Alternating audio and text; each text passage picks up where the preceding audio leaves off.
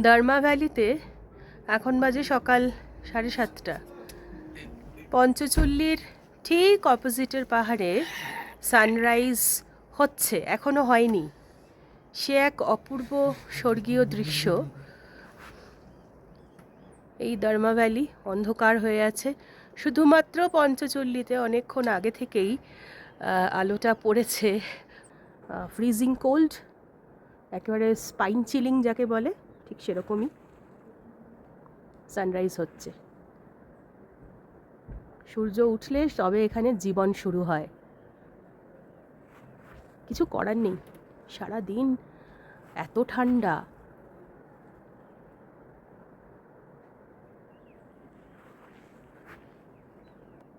আশপাশের উঁচু পিকগুলোতে অলরেডি রং ধরেছে।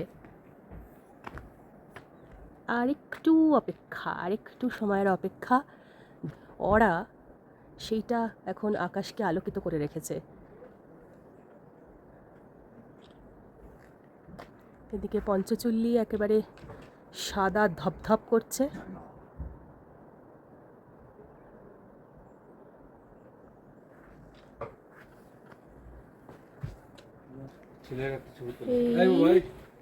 দেখা দিচ্ছে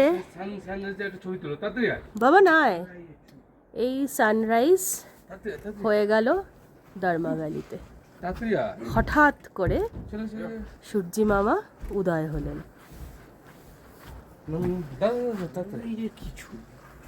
ওরা দুজন ঠিক সানরাইজের মুহূর্তেই দাঁড়িয়ে পড়ল।